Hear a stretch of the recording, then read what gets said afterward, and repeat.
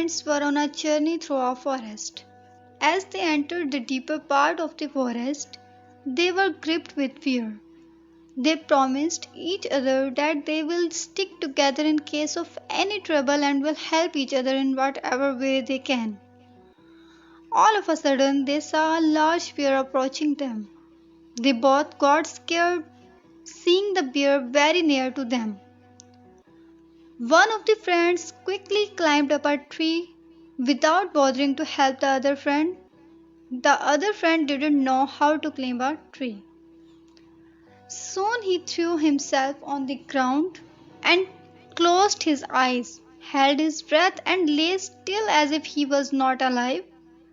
He had somewhere heard that a bear doesn't eat a dead man. This turned up to a fact.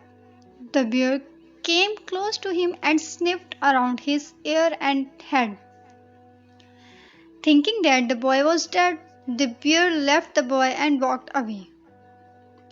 When the bear was out of sight, the friend from the tree climbed down the tree and asked, "What did the bear whisper in your ear?"